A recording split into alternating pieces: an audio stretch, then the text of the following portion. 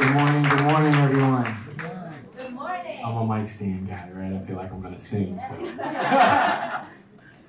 No, I'm truly honored to be here this morning amongst so many wonderful, beautiful creatives. And whatever facet of your artistry that you work in, it's not often that we can find like safe spaces that the first, the core of your story is I want hugs and high fives. And I'm all about that.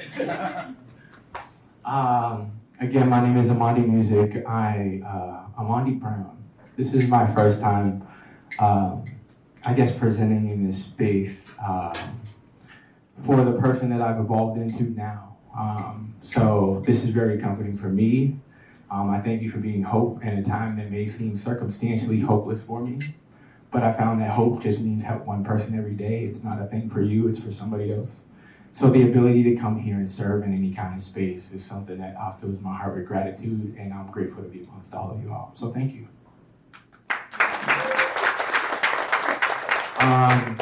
I have a story, like Sophia said, for the last 20 years, I've been working in the music industry as a singer-songwriter.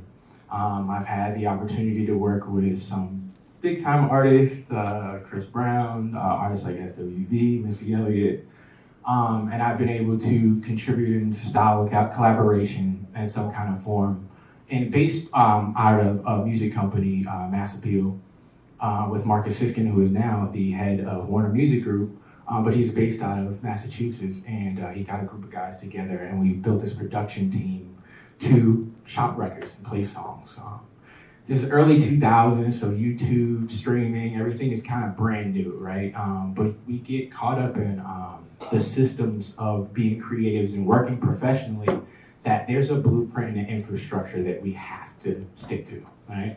There's deadlines, there's certain things you want to meet, the next person's working just as hard as you. There's so much competition that causes so much identity crisis, and we're trying to figure out who we are, what we need to do, who we need to be, and how we're gonna not only be able to express ourselves artistically, but be able to make money, to be able to take care of ourselves, to be seen, to get the opportunities that allow this thing to become sustainable. And it's not just an idea or a dream or a fantasy, that you get to live out your life as a creative.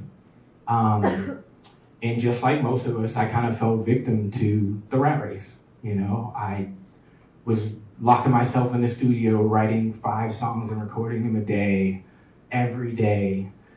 I send a song out, they say, well, can you recut it? I'm doing 30 edits on a song when I know there's 100 other writers doing the same thing.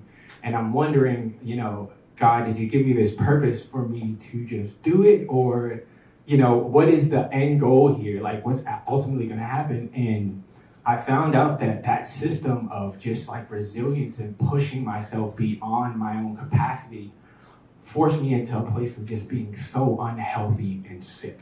Like, I was just the worst version, regardless of the opportunities that did come through, regardless of the things that I could take advantage of. I felt like the end goal or the prize at the end never paid off for what I had to pay to get it. And it started to manifest mentally before it did physically. And when I started writing music, I was a cool 250 pounds. And, I was after that, high school weight or whatever. And when I found myself in the hospital having a stroke, I was 407 pounds.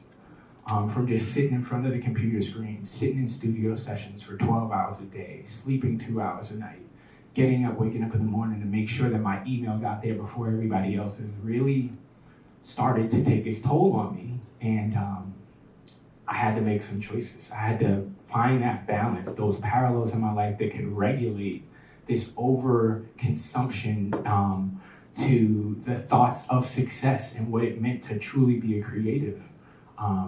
Being physically sick shut down the ability to force myself into spaces that weren't healthy for me. It made me reflect on myself and the things that I were doing, opposed to being the person who I am. We go through life with this to-do list, but we're not human doings, we're human beings. There's nothing to do, there's only everything to be. And it took a while for me to understand that through the weight loss process and considering things, the doctors were telling me that I could lose my legs. I ended up in the hospital with my 5-year-old son. I'm a parent. We get caught up in the parent thing, trying to show up in all these spaces to make sure we can make provisions for them and all these things. But I found myself in a spot where he was asking me, Dad, I know you travel a lot and all that, but who's going to train me and play with me on the back if you don't have legs? And I was like, okay, what's really important? Is it the fact that he gets to go to school and say, my dad has a new song with Chris Brown and so whatever, and we got to go travel and we got to go to New York and see Jacob Lattimore and do this? Or is he going to say, my dad can stand outside and we can play catch in the backyard, and it holds more value than the access to resources that I think is more valuable at the time, because we get this idea and conception that we need the thing, right? I need the placement. I need to say, yes, you're going to pick my song or you'll pick my thing over that. And again, just being physically shut down in that moment gave me a minute to reflect and to say, it's not just about the physical walk, right? If I can't physically walk, what am I going to do? And it led me to create this ideology called CRAWL. And it was just a reflection point. CRAWL is an acronym for Conquer, Restore, Ascend, Win, and Live. And I realized in those moments of being creative, trying to find my identity and who I was never really living. I was never really being who I was supposed to be, as opposed to doing everything that was expected of me. And through this process, it allowed me to not only lose 200 pounds or over 200 pounds now in total, but the emotional baggage that came with that feels like more of a weight loss than the physical. Being able to self-reflect and self-heal came with a lot of conversations with myself and the deep root work, where most of the times we treat our symptoms here.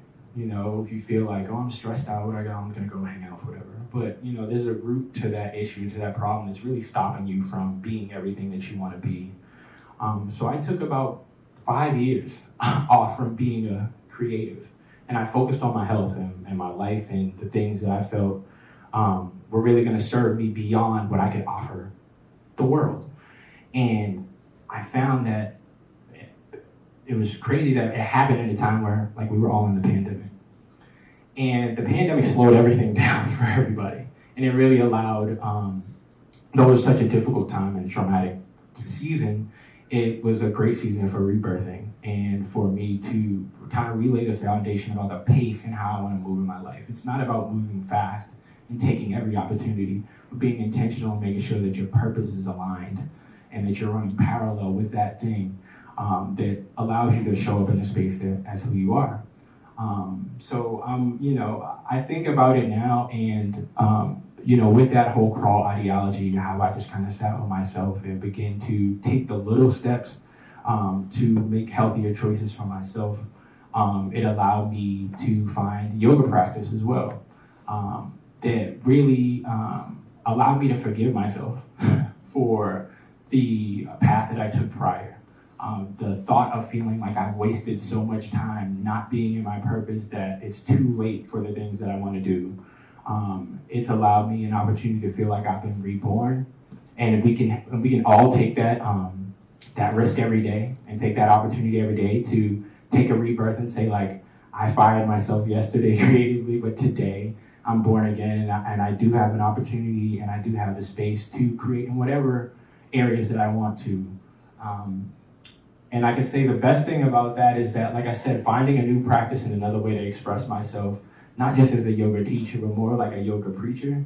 I want my life to be a living example. I don't want to force anybody and make them believe that what I choose for me is more beneficial for them. I just want you to see how it works for me, and hopefully it helps you find what works for you. And that's what the CRAWL community is all about. I have the saying, it's called Don't Walk, Crawl. And that's actually the website, don'twalkcrawl.com, if you want to join the community. And it's just really about cognitive wellness. It's about just being aware about all the things that you do before you do them. And I really, it got me to a place to realize that a lot of things I'm doing, they weren't for me. I realized that I'm not just a songwriter. I realized that I'm into fashion.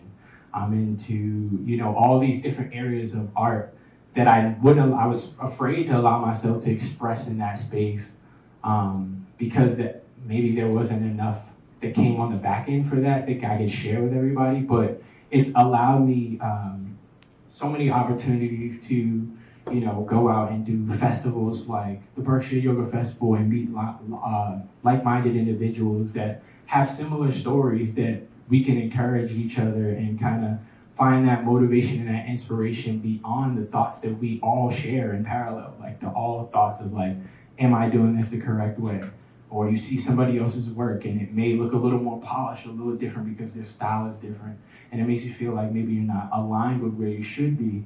But, just being able to keep your wellness in the forefront and, their cognitive wellness more specifically, to just clear that mind out and make sure that like when your body follows the mind, that's the most freeing and liberating thing that you can kind of do for yourself.